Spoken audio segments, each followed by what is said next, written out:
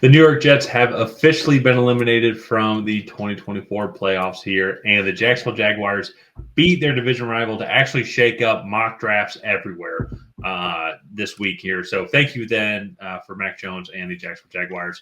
My name's Tyler here with my brother Ryan, and we're going to break down this Jets-Jaguars Week 15 matchup. But before we do that, we are a couple hundred subscribers away, a little bit over 200 to be exact. I guess it wasn't very exact.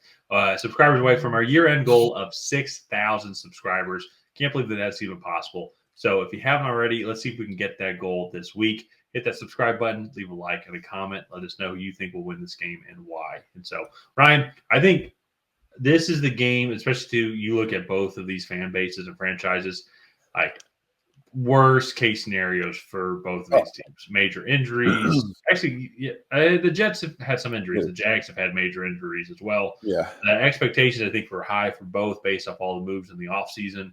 I guess if you can hang your hat on one thing for the Jets, at least Rodgers has played a vast majority of the season. So now you know that you should probably move on from him instead of being like what could have been if he tore his Achilles or got hurt again. There are so many problems, I think, for both of these teams, and both are going to be looking for new head coaches. They haven't fired Doug Peterson yet, but they probably will. The only thing consistent I think about both of these teams is they do have some star players that they can build around. But for you, though, for both these teams, what are some of the biggest things that each team needs to address? Well, for me, on the Jags side, it's definitely defense and offensive line. I know that there were talks they were going to get rid of Christian Kirk. I still think he's a quality playmaker. Brian Thomas Jr. has shown that he's definitely a quality playmaker.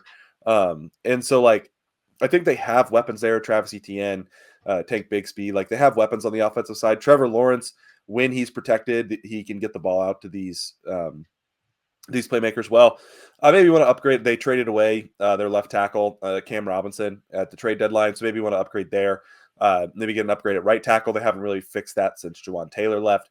And then defensive interior, I think, is going to be big. And then corner is going to be big for them coming up in this draft. I think if they were first overall, Travis Hunter would be a phenomenal pick for them. They're not there right now, but we'll see kind of where things end up for them. And as far as the Jets go, I think it's a full-on rebuild. Olu Fashanu looks like a good player at left tackle. You have your future wide receiver one in Garrett Wilson. Well, he's your current wide receiver one, but you get what I'm saying. You have Sauce Gardner, Quinnen Williams, Jermaine Johnson has been out the majority of the year. That you have good defensive players. So honestly, I think you get a Mike Vrabel or you get a defensive-minded head coach. Bring in a young, experienced kind of creative offensive mind. Go get you a new quarterback. Invest in this offensive line, and I think this Jets team could do a 180 turnaround real quick.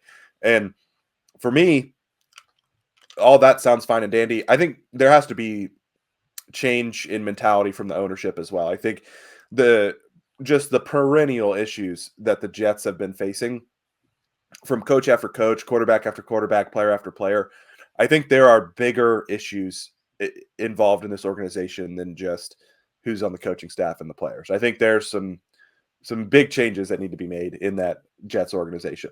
Yeah, 14 years is kind of impressive to do. I mean, with all the turnover, like that is kind of impressive. To not make the playoffs even once during that time, and so. It's going to be fascinating with the Jets here. And also, too, don't forget about Breece Hall and Braylon Allen. I actually like that running back tandem room. No, I do too.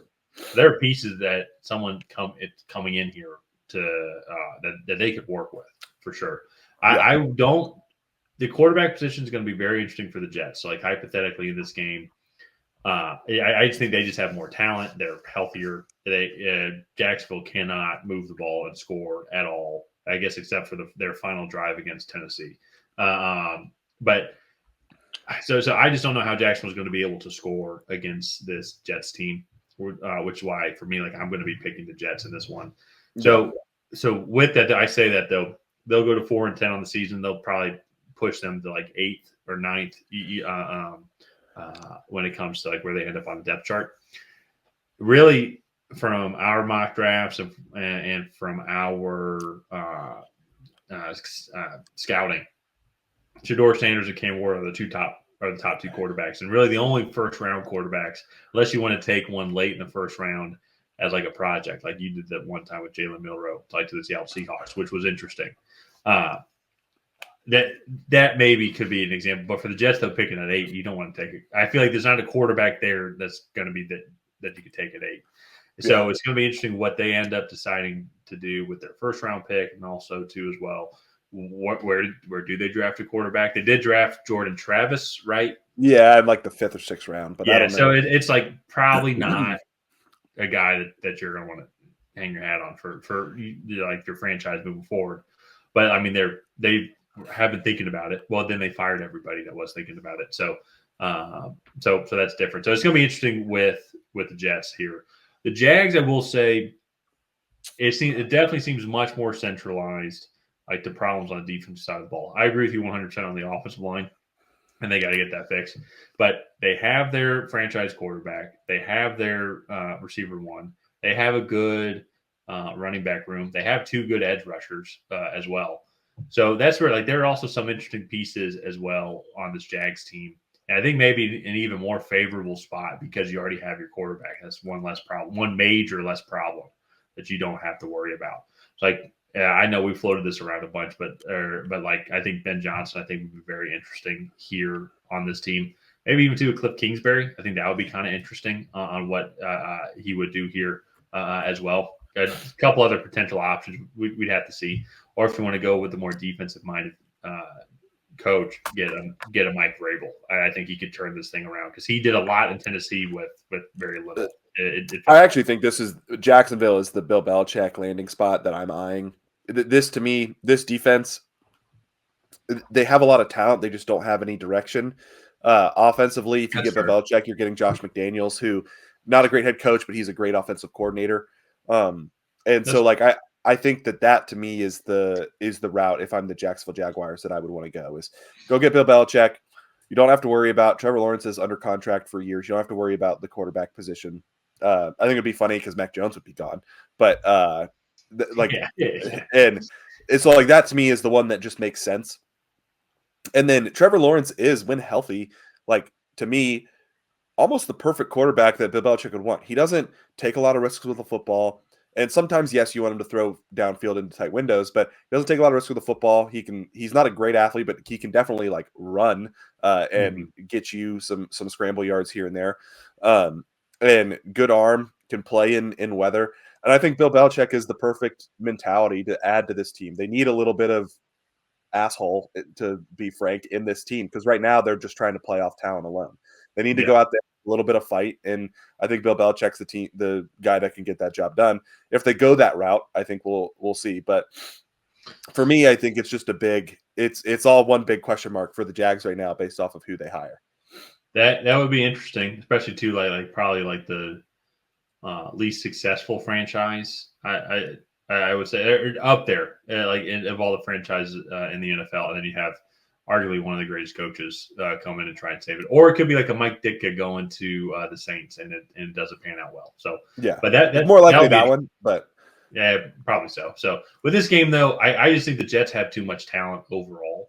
And I think that they're going to come out victorious. But that being said, though, wouldn't surprise me if they somehow blow this game.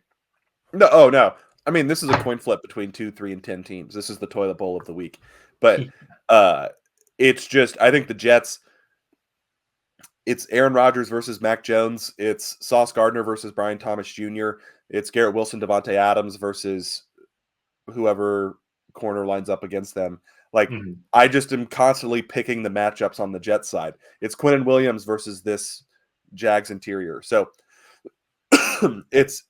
all the matchups in my eyes just go in favor of the Jets. And honestly, the Jets should come in and just be like, we're not going to play cover zero, but we're just going to play man with a safety over the top this whole time and just force Mac Jones to have to throw into man coverage. Just in constant blitz over and over.